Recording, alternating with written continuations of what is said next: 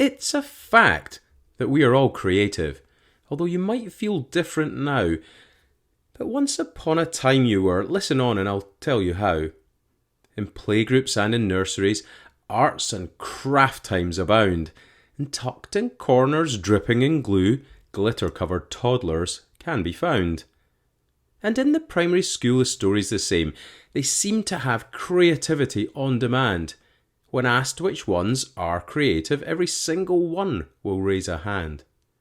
However, something happens in high school, with teenagers looking very glum.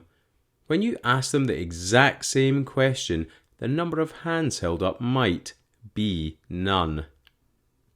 This continues into our young adult life. Mentors and bosses copying what they knew.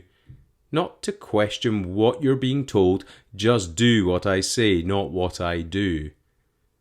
As we get older, we start to think, what is this life I have all about? Why do I feel so empty and frustrated, bored, unfulfilled, and near burnout?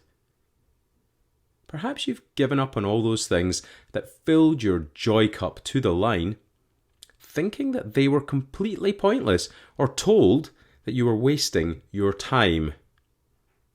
But maybe what they didn't tell you is that creative spark will still be there, waiting to fill your cup back up and turn that spark into a giant flare.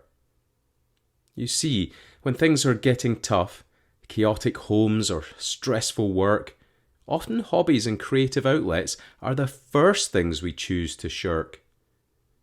Our lust for life then cools right down, like a falling internal thermometer, and we wonder where our happiness has gone as we score 0 on our creatometer.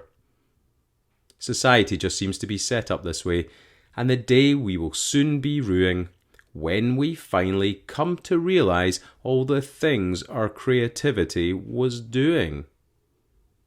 Now, to save you time rooting around to establish this attribute's aim, just keep listening to the end and your creativity you can reclaim.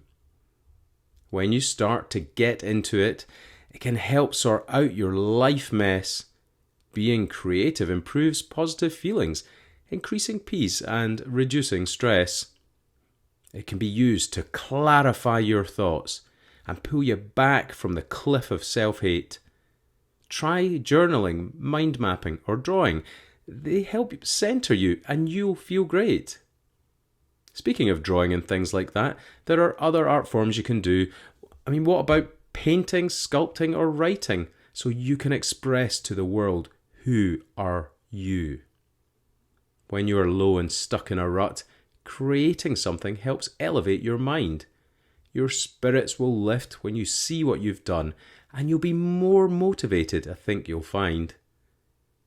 If you are focused on something small, the problem can fill you with unease.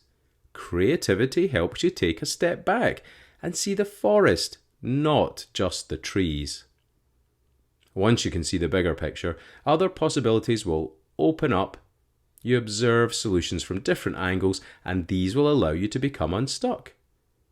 You'll find that you are increasingly productive, more innovative, and much more able, full of ideas and greater inspiration, bringing a different point of view to the table. As your creativity skills continue to improve, the more problems you'll find you can solve, realizing that you're a truly capable person. Self-doubt and lack of confidence will dissolve. There's one more possible benefit when the brain is put to the creative test. It exercises all the neural networks, and this keeps your mind at its best.